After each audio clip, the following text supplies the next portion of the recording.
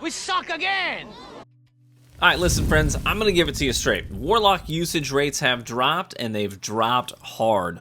Warlocks are currently the least used class in the game in endgame PvP. When winning matters, people are tossing their Warlocks out like Oryx tossed out his redheaded stepson Nokris.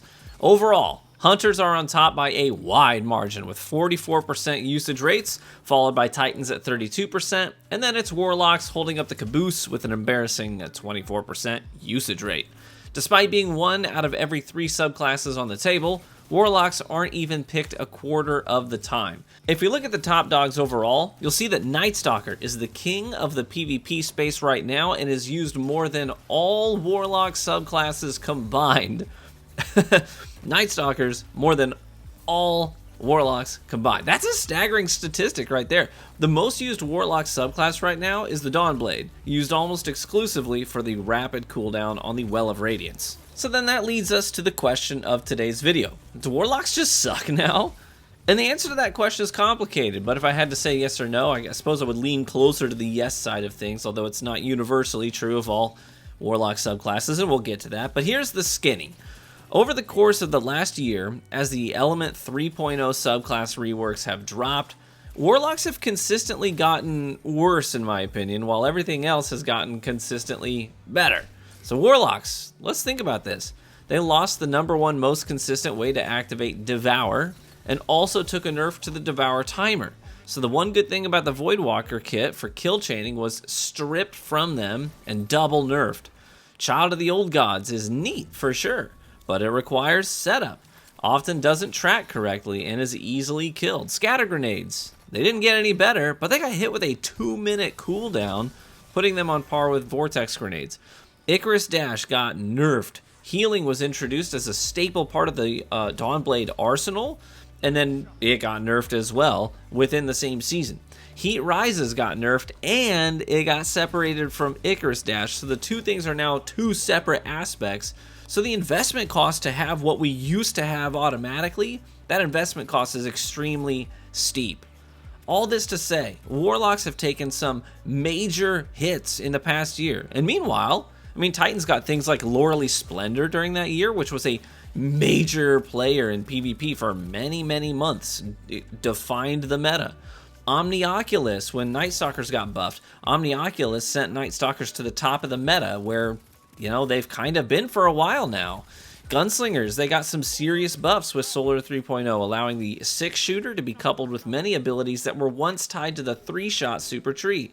Sentinels got endless overshields for endgame PvP. Hunters got a new damage buff ability with nearly limitless uptime. And now Arc Titans went from being one of the least used subclasses in the entire game, both in PvE and in PvP, a year ago, to now being the second most popular subclass in endgame PvP.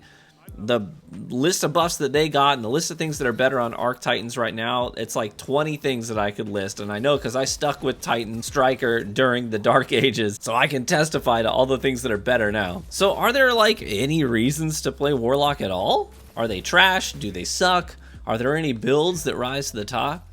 And actually I'm genuinely surprised that more people aren't hopping on the Shadebinder train these days.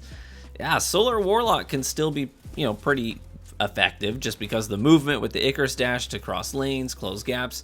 You've got Ophidian aspects offering great weapon handling bonuses and extra melee range, but none of that, frankly, is as useful as the myriad of offerings that other subclasses get with their prominent builds right now. But I'm gonna be honest here, Shadebinder is very, very good, and not enough people are taking the time to set that build up. The amount of control that you have over the pace of engagements with that subclass is nutty. They are a hard counter to Arc Titans. I can tell you this from being on both sides of that exchange. But I've been maining Arc Titan this season, as you've probably noticed by now. Last season was Warlock, season before that was Hunter, but right now nothing scares me more than a Shadebinder as an Arc Titan main, because my exotic boots, they're immediately neutralized. My ability regeneration is tied to my sprinting, and Dusk Fields and Bleak Watchers, they kill that immediately. I start streaks by aping the first person and getting my amped up perk rolling and my health regen rolling, but if they toss up an ice wall, then I'm dead in the water. Also, I'm really easy to freeze with Penumbral Blast, Ice Flares, and even Frost Pulse when straight lining like that. So I've been playing a little Shadebinder lately just to get back into the groove of when I used it last season, and holy cow, it is still just so freaking good, especially with all these Arc Titans running around right now. And I absolutely cannot fathom why people are still sleeping on this subclass. It's currently the third least used subclass in the game for PvP at an abysmal 2%, compared to Night Stalker's nearly 25%. For every Shadebinder in PvP right now, there are 12 invisible a-holes running around and 11 freight trains. A Shadebinder main would call that a target-rich environment. Otherwise, I think one of the main things holding Warlocks back right now is the fact that these other subclasses out there right now have so many movement abilities tied to them. Not just movement, but also things like radar manipulation with the Night Stalkers. That's a big part of it. Staying off radar, putting radar pings on that are false flags, the invisibility, and being able to challenge lanes with it. Warlocks don't really have anything like that right now. There's no safe way to step into a lane that is held down. Most likely, I mean, even, and trust me, I have really tried, but even running something like an Empowering Rift with the Secant Filaments, you put the Rift down, and you're thinking, okay, well, I've activated Devour, I'm going to peek, and I'm going to do big damage. But you just let everybody know where you are when you put that Rift down. So the second you go to peek it, you're going to get popped in the head by an Arbalest, a Lorentz, a Wish Ender, something like that, a Forerunner, and you're just going to be toast because you're still playing catch-up in that engagement because you're the one peeking, and they've got the advantage because they're holding the lane. So until Warlocks have something that can allow them to safely challenge those situations, I think they're going to stay on the bottom because that's such a big, crucial part of playing in the endgame PvP spaces. So, predictions. I think that Night Stalker will continue to go up in usage rates. Probably around the 26 to 27% range would be my prediction. I think Arc Titan will actually go down to around 20% as the Arc 3.0 hysteria starts to wind down.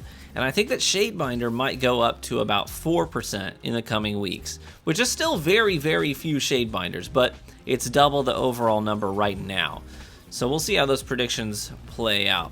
But let me ask you this, what would you do to get Warlocks back in the running and relevant in endgame PvP again? Would you do anything at all? What other factors led to their downfall that I didn't mention here in the video? Let me know in the comments below, and as always, thank you so much for watching the video. The support on the videos lately has been just off the charts, and for that, I am extremely grateful.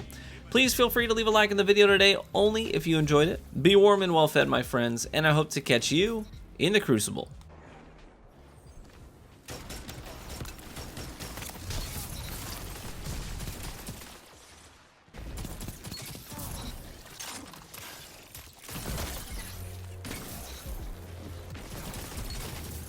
Zone C captured. Power play. Keep the pressure on.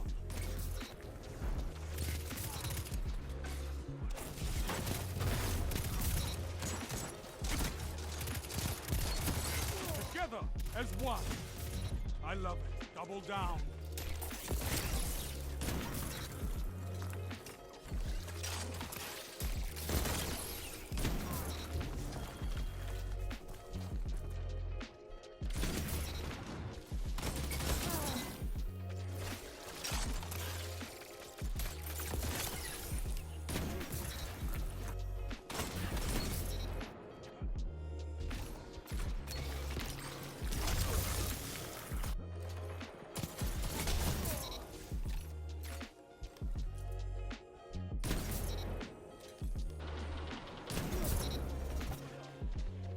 Your legend.